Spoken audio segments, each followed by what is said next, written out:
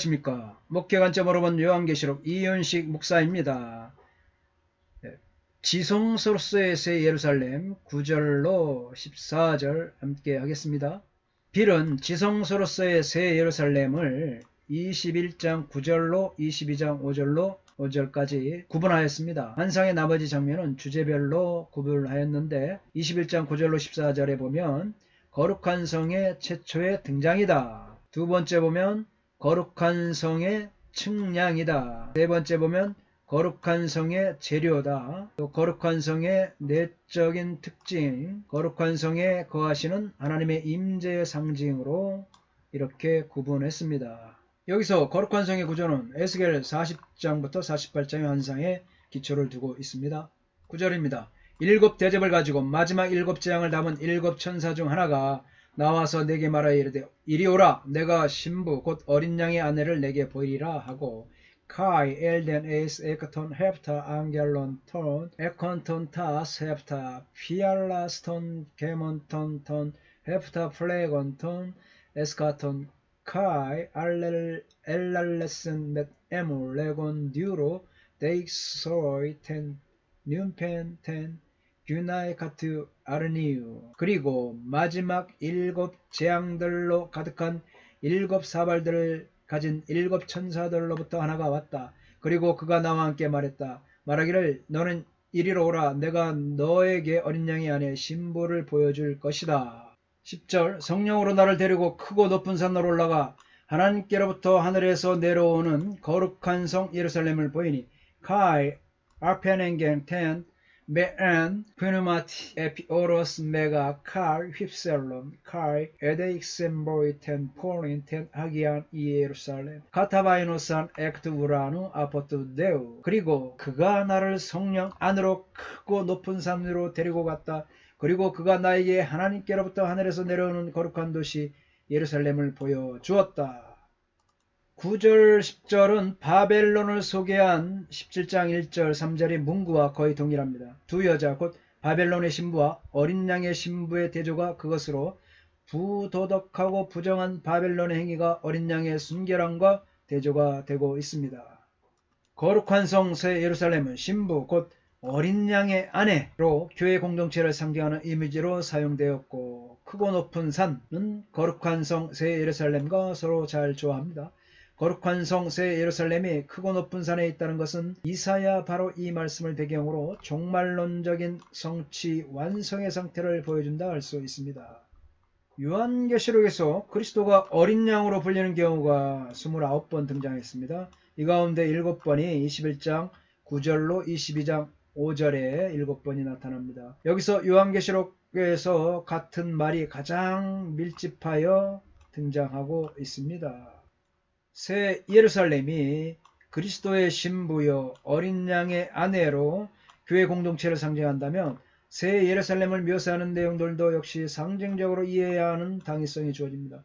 특별히 새 예루살렘에 대한 묘사들은 새 예루살렘이라는 도시의 건축적 요소와 종말에 회복하게 될 새 예루살렘 안에서 일어난 일에 대한 구약의 말씀을 배경으로 하여 그려진다는 점을 기억하는 것이 필요합니다. 마운스 전천년을 지지하죠. 하늘에서 하나님으로부터 내려오는 거룩한 도성은 환상 체험에서 경험한 실제 사건이다. 21장 2절과 2절에 비슷한 언급에 나오는 것이 곧 새 예루살렘이 두 번 내려온다는 것을 뜻하지 않는다.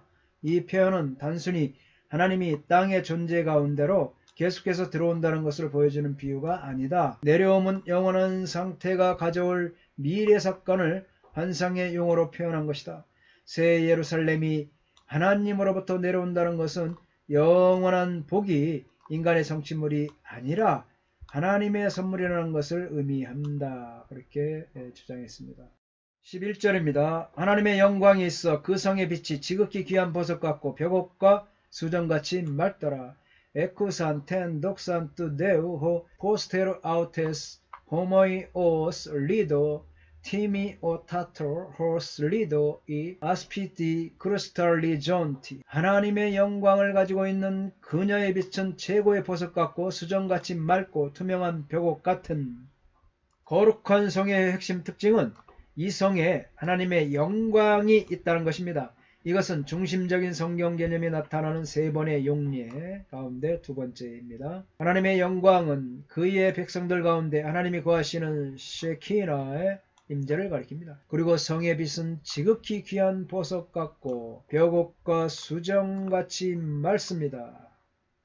계시록 4장 3절 보면 이러한 새 예루살렘의 성은 하나님에 대한 묘사와 유사하죠. 앉으신 이의 모양이 벽옥과 홍보석 같고 또 무지개가 있어 보좌에 들렸는데 그 모양이 녹보석 같더라.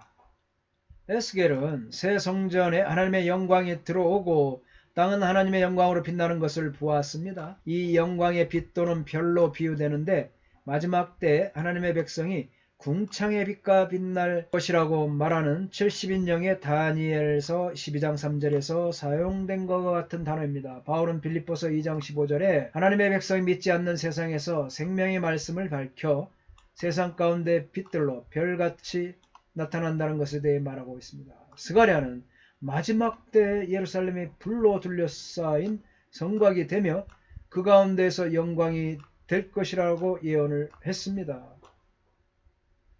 12절 크고 높은 성곽에 있고 12문이 있는데 문에 12천세가 있고 그 문들 위에 이름을 썼으니 이스라엘 자손 12지파의 이름들이라.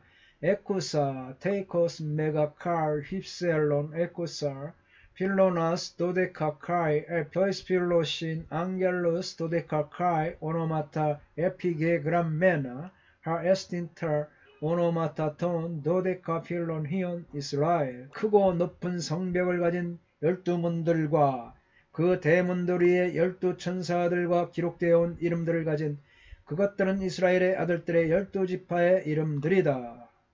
동쪽의 세문, 북쪽의 세문, 남쪽의 세문이니 아포, 아나톨레스, 필레노스, 에이스카이, 아포, 보르라, 필레네스, 트레이스, 카이, 아포, 노트, 필레네스, 트레이카스, 카이, 아포, 디스몬, 퓰레네스, 트레이스. 동쪽으로부터 세 문들이, 그리고 북쪽으로부터 세 대문들이, 그리고 남쪽으로부터 세 대문들이, 그리고 서쪽으로부터 세 대문들이 있다. 크고 높은 성곽이 가장 먼저 언급되는데 고대 세계에서 성곽은 적군에게 포위당했을 때 성을 보호하는 데 필수적이나 이것이 본문의 목적이 아닌 것은 원수가 전혀 없기 때문입니다. 이 성벽은 그 치수가 크고 높습니다. 그리고 17절에 하면 그 성벽의 높이는 144규빗으로 약 70m 정도 되는 높이입니다.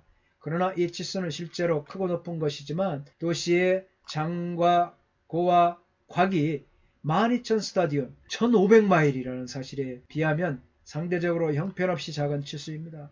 1500마일이면 약 2km씩 잡더라도 3000km나 되는 거에 비하면 형편없이 작은 치수죠. 144는 12 곱하기 12로 약속으로서의 구약교회의 성체로서 신약의 교회가 하나 되어 하나님의 백성을 이루고 있음을 보여줍니다. 요한의 환상에서 보는 거룩한 성의 구조의 첫째 부분이 성곽과 문이라는 것은 9절부터 11절로 시작된 에스겔 40장, 48장의 인유를 계속합니다. 에스겔 40장에 나오는 성전의 다수의 문과 에스겔 48장 31절로 34절에 나오는 성의 12문이 요한의 환상에서 하나의 성, 또 성전을 둘러싸고 있는 한 집단의 12문으로 통합이 됩니다. 에스겔 40장부터 43장까지. 에스겔 48장 30절로 44절을 보면 새 예루살렘의 12문이 이스라엘 12지파를 따라 이름 붙여졌습니다. 이 문을 통해서 각 지파들이 자신에게 분배된 땅으로 나아갑니다. 요한의 환상에서는 이 12문이 12지파의 이름을 가지고 있으며 자신의 이름이 어린 양의 생명책에 기록된 땅에 모든 사람들의 출입하는 입구가 됩니다. 이러한 각 지파의 이름으로 할당된 분들에 의해 하나님의 백성 전체가 하나님의 임재의 자리로 새 예루살렘으로 들어갈 동등한 권리와 하나님의 축복을 누릴 동등한 권리에 대한 확신을 갖게 합니다. 이것은 21장 3절과 21장 6절에서 목마른 모든 자들에게 값없이 생수를 주시는 은혜와 관련이 됩니다. 에스겔서에서는 북쪽으로부터 시작되나 요한계시록 본문은 동편으로부터 시작합니다. 이러한 것은 요한계시록에서 12문은 미래의 새하늘과 새 땅에 서 있는 요한의 시점에서 이러한 영광스럽고 놀라운 하나님의 완전한 교제로 들어갈 풍성한 기회가 있다는 것을 보여줍니다. 그러나 12문의 12천사는 에스겔에서 발견되지 않습니다. 이러한 점들은 천사들은 참 하나님 백성 곧 참 이스라엘을 대표하는 교회의 천사나 24장로와 비견할 수 있습니다. 성곽에 12기초석이 있는데 기초석 위에는 신약의 12사도의 이름이 기록되어 있습니다. 그 성의 성곽에는 12기초석이 있고 그 위에는 어린 양의 12사도의 12이름이 있더라. 카이, 토, 데이코스테스, 폴레오스, 에콘, 데메리우스, 도데카, 카이, 아우톤, 도데카, 오노마타톤, 도데카, 아포스톨론트, 아르니우.